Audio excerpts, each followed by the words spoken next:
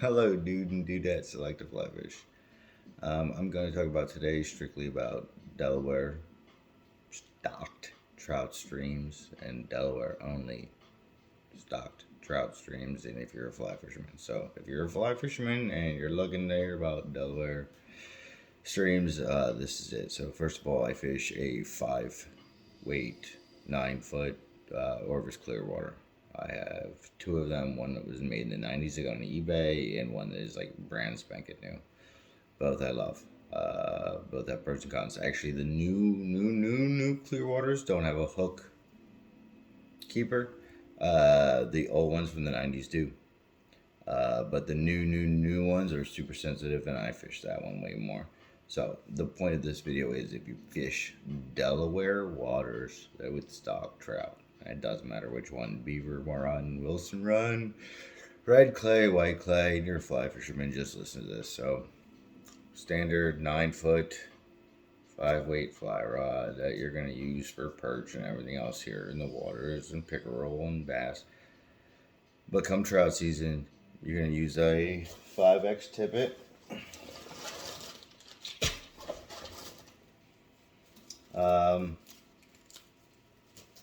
I have, oh no, 5X tippet, 5X tippet, okay. And then at the end of that 5X 9 foot tippet, I'm going to use this. If we're all trout fishermen, we're all familiar with Trout Magnet. They make this a 2 pound. You do not need to buy like any extra tippet. That leader and this is your tippet, and you get a giant spool of it. Okay. So that's pretty much the situation there.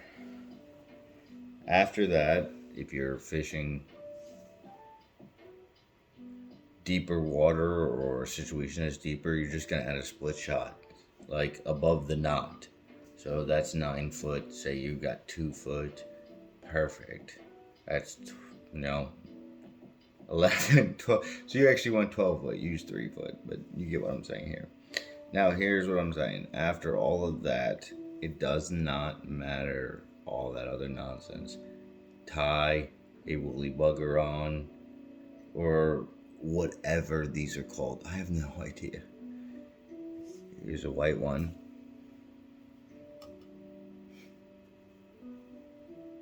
There's a yellow one. I'm sorry if this is stupid for some people. Black. My personal favorite, and this one's still wet from today, olive. And we'll talk about exactly why I'm making this video right there in a second. Olive. And then this one, which is the rainbow of all the colors, okay? Now this one, particularly that brand, I don't know if you just heard that, that's actually heavier. So, I have a variety of colors, and that's all I'm doing. I'm catching 6, 7, 10, 15 trout, depending on how long I'm out in the waters. And I'm using nothing but what you just saw.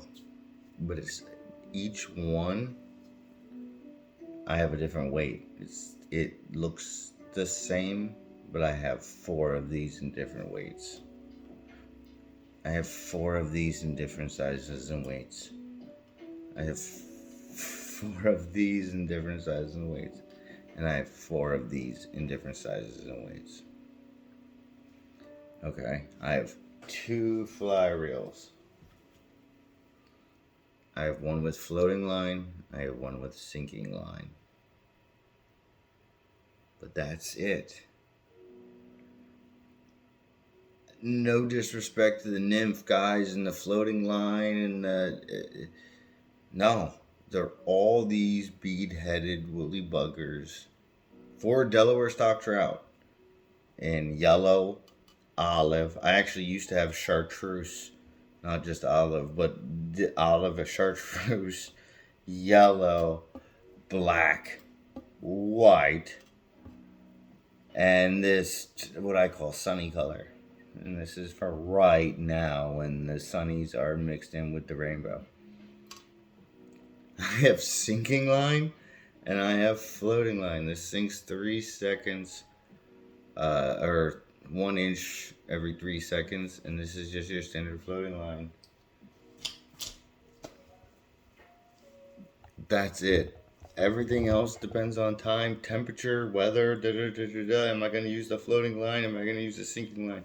Today I used the floating line, 15 foot a leader, well, leader plus tippet, and then a split shot plus, actually black was working, and then I had lost all my black. I had to buy more today, and olive, and I'm going to get to this in a second. So, the huge deal, and the thing I think that matters the most is getting these in the swing and getting these in the depth. So what am I saying? If I'm jigging right here, and I'm seeing the trout follow me all the way up, right here, that means I need to start, and I'm fishing 12 foot of line, it means I need to start 6 foot over there so that the swing happens 3 feet to my right leg. And there he is. The other thing is this crazy knot, and I don't have string. There's a ton of guys that do this better. But this loop knot, this thing, and I'll do one for you, this thing. Where's my camera? Making sure that your fly with these beads are not tied directly on, that there is a loop. You know, again, I'm sorry this video sucks. I'm sorry I suck. But this will help, man. So take your string and tie it like a little loop first. And this is going to be a pain, and you're going to screw up. You're going to screw up so much that you're going to probably want to tie, your first time you tie tippet on to a leader, you're going to tie extra foot on. But you're going to leave a loop like that on. I'm pinching that. And they take it today, like I said, today black was working. I had to switch to olive because I ran out of black. I mean, nailing them. I came through here. I came through the hole. And then I took that loop. Now remember, that loop, any kind of movement is going to make it smaller and smaller and smaller. I'm pinching it here. I'm pinching that loop here. And I'm going to go over the top of the line. Kind of like you're making, I think, what they call a clinch knot. You know, that standard, like, bass knot that you're tying straight onto a hook. I'm wrapping around 5 times, 4 times, 5 times. And then I've got that loop I made. Oh, shit, I'm sorry. And I'm just going to stick it through that loop. And, again, there are people that do this thing way better than me. Actually, the saltwater guys do this. That's where I got the idea. And then lube up your knot. You know, if you're a good husband, you know how to lick it before you stick it. And then there it is. Alright. So now it's got this kind of loop. And so I'm throwing it out there, and as it's stinged, I'm feeling it. I'm keeping my line tight. If I'm using floating line or sinking line, I want everything like a clock the whole time. And if it's not a clock, then I need to pull line in. I need to mend line either way, but I need to just make sure that swing is all the way until I want it. And then once I think it's like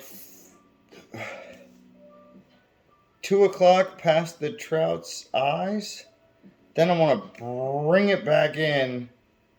And I am shaking it like I'm Michael J. Fox. But because of that trout rod and this knot, I'm telling you, it's not as dramatic as you think it would be. And so I'm just bringing. I'm shaking, but the bring in is slow. The retrieve is slow. So I don't know. I don't know if anybody will find this. It's 10 minutes, probably too long and too boring, but that's what's happening. That knot, 9 foot leader, extra 3 foot of 2 pound tippet, and just have a variety of yellow, black, white, olive, and green. I'm just out of those two, and I'm low on funds. And like this sunny color, and then make sure they're different weights, believe it or not. So, Delaware is shit out of luck on fly shops, and Cabela sucks ass. So, hopefully, some of the Thai flies that you can kind of bribe people on a river with cigars like I do.